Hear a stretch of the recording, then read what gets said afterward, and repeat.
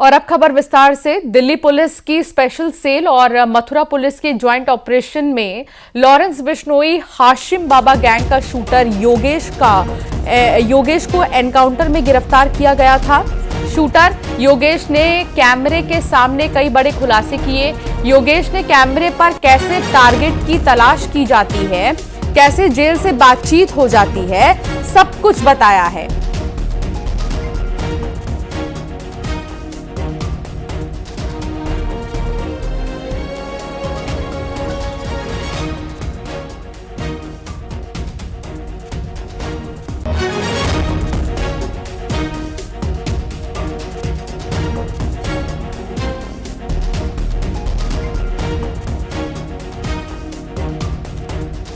बड़ा खुलासा करते हुए दिल्ली पुलिस की स्पेशल सेल और मथुरा पुलिस के ज्वाइंट ऑपरेशन में लॉरेंस बिश्नोई हाशिम बाबा गैंग का एक शूटर योगेश को एनकाउंटर में गिरफ्तार किया गया, जिसके बाद योगेश ने कैमरे के सामने कई बड़े खुलासे किए। और यहाँ ले आई पुलिस और जिसमें मेरे टांग में गोली लगी है। कहते हैं कि अपराध की दुनिया में कदम रखने के लिए एक महारत हासिल होनी चाहिए।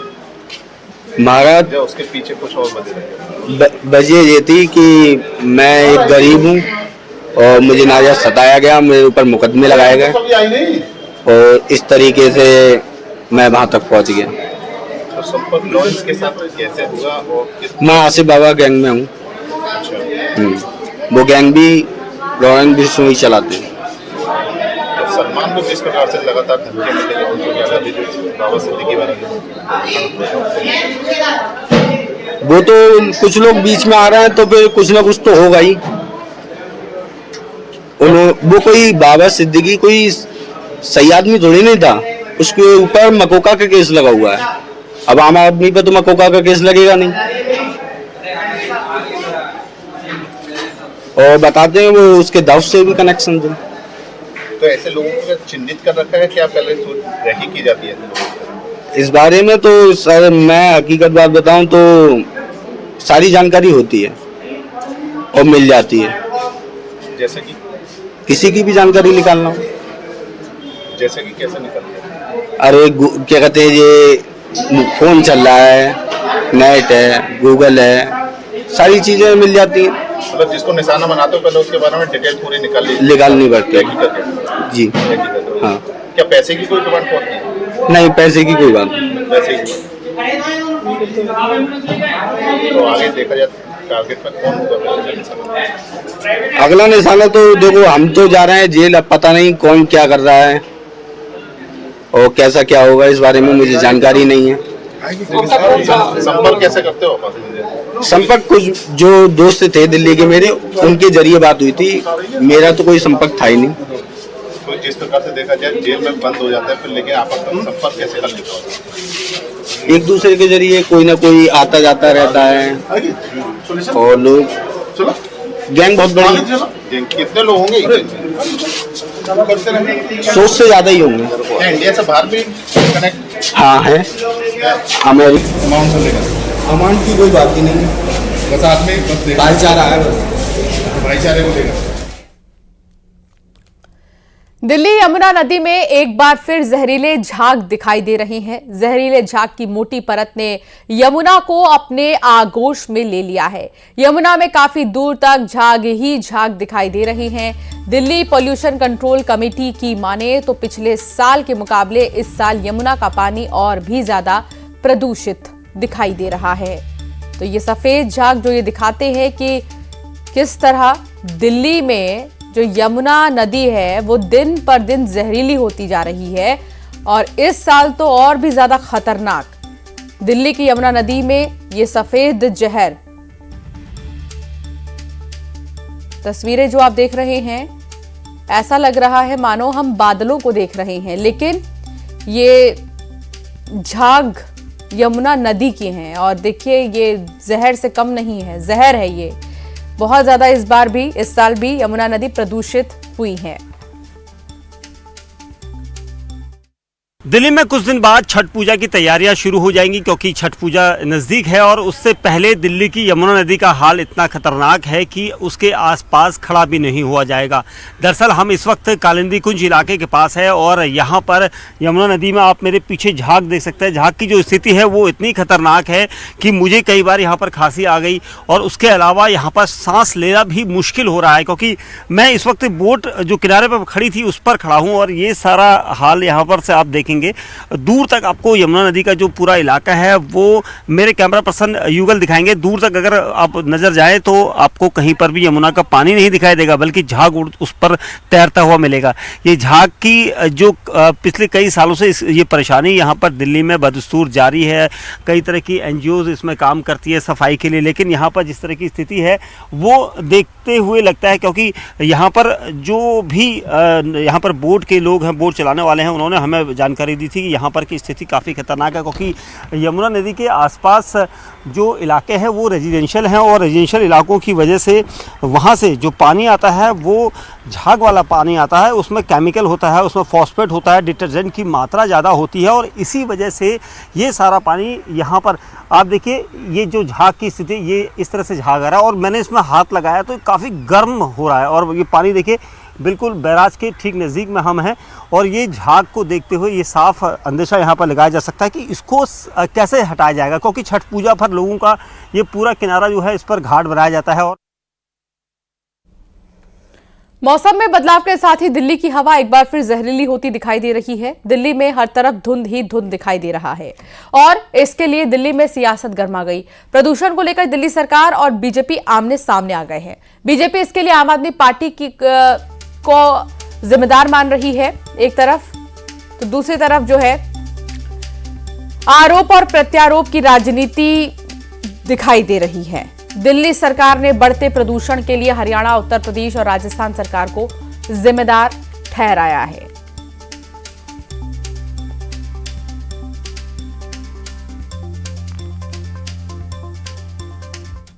दिल्ली गैस चेंबर बन चुका है और गैस चेंबर आम आदमी पार्टी की जहरीली दोषारोपण की राजनीति की वजह से आम आदमी पार्टी ने बड़े बड़े वादे किए थे, प्रदूषण मुक्त दिल्ली बनाएंगे। आज यमुना की भी स्थिति देखो और दिल्ली गैस चेंबर बनी है, AQI लगातार गिरता जा रहा है। और क्या करती है आम आदमी पार्टी? दिवाली के फटाकों पर बैन, हिंदू त्योहारों पर तो प्रतिबंध लगा देती है, पर यहाँ पर देखिए ये स्मोक टावर जिस पर 23 करोड़ खर्च हुआ था उस स्मोक टावर पर ताला लगा है। पहली बात तो कि विपक्ष को बोलने का हक ही नहीं है। भारतीय जनता, हम तो प्लान तैयार कर रहे हैं, हम तो कुछ कर रहे हैं, भारतीय जनता पार्टी की सरकारें तो सो रही हैं। उत्तर प्रदेश में भाजपा की सरकारें सो रही है, हरियाणा में भाजपा की सरकारें सो रही है, राजस्थान में भाजपा की सरकारें सो रही है, केंद्र में भाजपा की सरकारें सो रही है। तो भाजपा की सरकारें तो सो रही हैं, हम कम से कम सक्रिय होकर के प्रयास तो कर रहे हैं। विपरीत मौसम में भी कैसे ज्यादा से ज्यादा प्रदूषण का प्रभाव कम हो, इसके लिए दिल्ली सरकार सबसे ज्यादा सक्रियता के साथ काम कर रही है।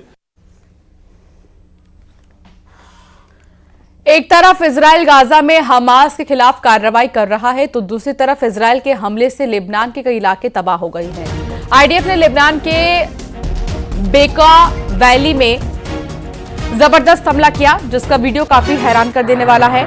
वीडियो में देखा गया है कि एकाएक बड़ा हमला होता है जिसके बाद तेज आवाज होती है और आग की ऊंची लपटें दिखाई देने लगती हैं। इजराइल ने लेबनान के एक और शहर में बड़ा हमला किया। लेबनान के टायर शहर में बुर्ज अल चमाली पर हवाई हमला किया जिसके बाद तेज धमाका हुआ और पूरा इलाका धुआं-धुआं हो गया। इजराइल के ताबड़तोड़ हमले की वजह से लेबनान में 2400 से भी ज्यादा लोगों की मौत हो चुकी है जबकि करीब 12,000 लोग घायल हो चुके हैं।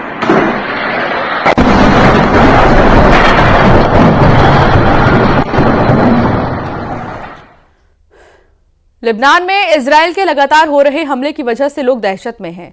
हमारे संवाददाता रिफत अब्दुल्ला ने लेबनान में एक महिला से बात की जिसमें महिला ने इजराइल से युद्ध रोकने की अपील की। Current situation in Lebanon, are you worried that war is going on this time? Israel is killed many people. It's tourists. They kill us. They kill people of Gaza. Nobody told him stop. They are doing whatever they want. World should tell them to stop this war. Yes, they should stop. If God will punish them and will not forgive them, He will give them a big punish.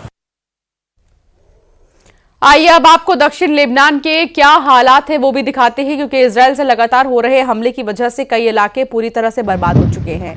कई इमारतें खंडहर हो चुकी हैं, तो हमले की चपेट में कई गाड़ियां भी आ गई हैं।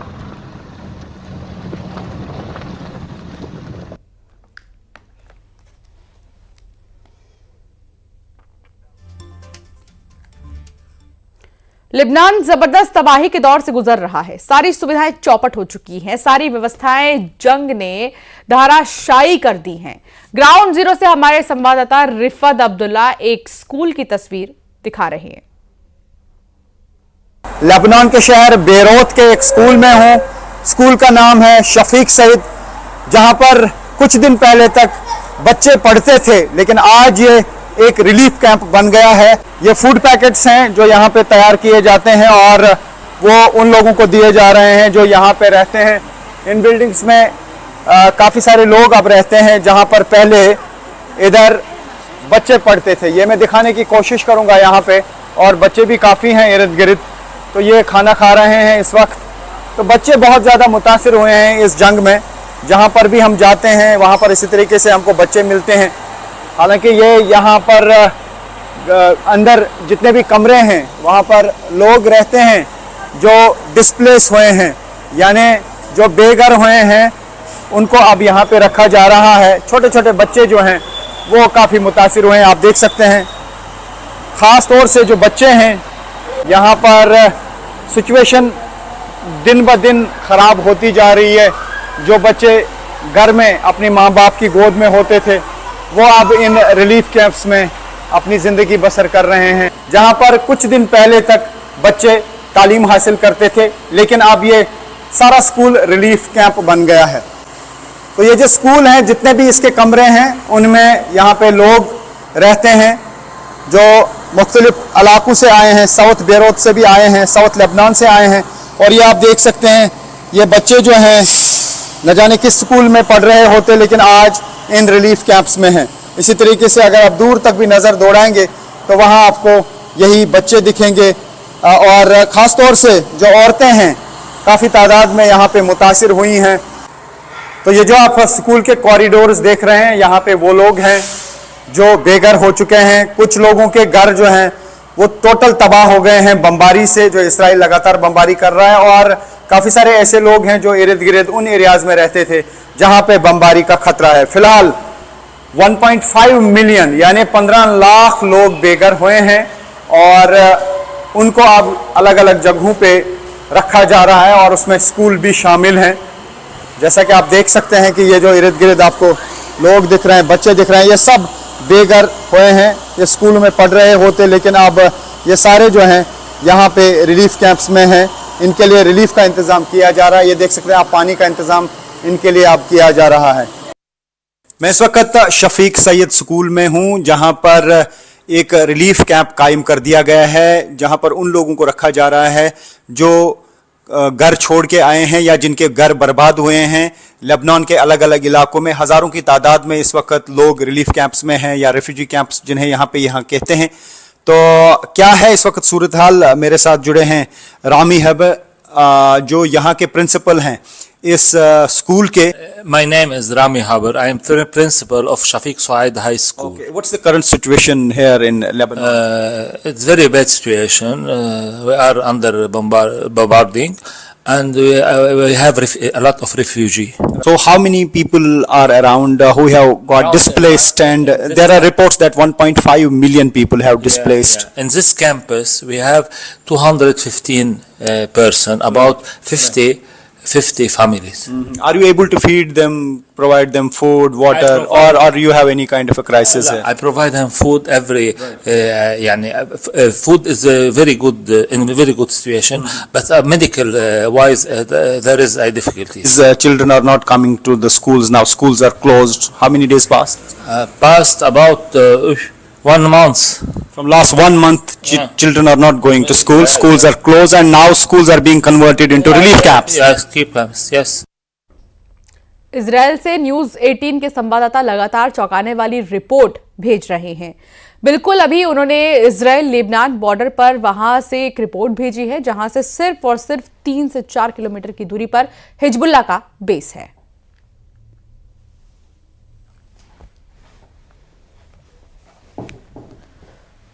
इजराइल लेबनान बॉर्डर पर हिजबुल्ला की तरफ से लगातार रॉकेट और मिसाइल फायर किए जाते हैं। कुछ रॉकेट गिर जाते हैं, आयरन डोम नष्ट कर देता है, लेकिन जब वो नीचे गिरते हैं तो देखिए बॉर्डर पर किस तरह से जंगल में आग लग जाती है।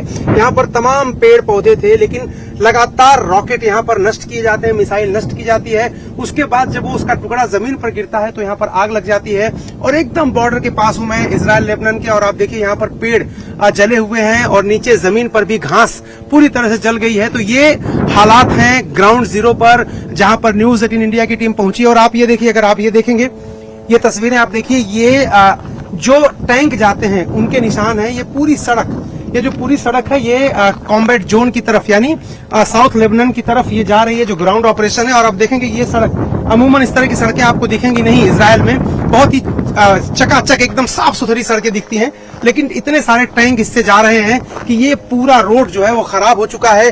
पूरा रोड आप देखिए, ये कि इसमें निशान आपके टैंक के जो नीचे जो चेन होती है उसके पूरे निशान आपको यहाँ पर दिखाई दे रहे हैं। और दूसरी तरफ हमेशा आसमान में यहाँ पर सर्विलांस के लिए यूएवी ड्रोन अक्सर देखिए वो यहाँ पर उड़ते रहते हैं, दिखाई नहीं दे रहे, उसकी आवाज मैं सुन पा रहा हूँ।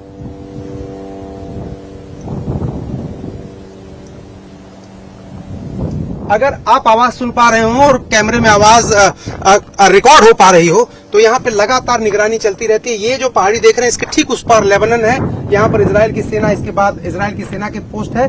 लेकिन ये तस्वीरें जो मैं आपको दिखा रहा था, ये तस्वीरें हैं जब रॉकेट या मिसाइल कोई आयरन डोम नष्ट करता है और यहाँ नीचे गिरते हैं और आग लगती है। और इस तरह के हालात पूरी सड़क पर आपको जगह जगह दिखाई देंगे। कैमरामैन राकेश नेगी के साथ Arun Singh, news 18 India, Lebanon Israel border. Israel के किरियात बिलाई की तस्वीरें आपको दिखाते हैं, जहां मिसाइल हमलों से भारी नुकसान हुआ है। यहां लोग जिंदगी को पटरी पर लाने के लिए बहुत कोशिशें कर रहे हैं। न्यूज 18 के संवाददाता अरुण सिंह की एक रिपोर्ट देखिए। मिसाइल यहां से लगभग 30 फुट दूर गिरी थी, लेकिन उसके शॉक से उसका असर इस अपार्टमेंट में हुआ है। और आप देखेंगे कि पूरी जो खिड़की है वो टूट चुकी है, शीशे टूट चुके हैं, बिखर गए हैं। और ये पूरा जो है, ये जो पूरा शीशा है ये टुकड़े टुकड़े हो चुका है। और इसको अब रिपेयर करने का काम यहाँ पर चल रहा है। आप देखेंगे तस्वीरों में कि ये जो लोग हैं अपने घर को खुद ही साफ कर रहे हैं। वो जो मलबा है देखिए, यहाँ पर जो शीशे हैं यहाँ तक टूट के आए हैं। टेबल के ऊपर ये देखिए, ये जो रखा जाता है शीशा, वो भी टूट गया है। उस घर में अगर आप देखेंगे तो वहां पर दीवार में क्रैक आ गया है, दीवार में क्रैक आ गया है। इसके अलावा जो अंदर का नजारा आप देखेंगे तो सब कुछ टूटा हुआ है, सब कुछ बिखरा हुआ है। हालांकि साफ सफाई चल रही है और कोशिश ये है कि जिंदगी फिर से पटरी पर आ जाए। और इसी के साथ बुलेटिन में फिलहाल इतना ही। आप बने रहिए न्यूज 18 के साथ।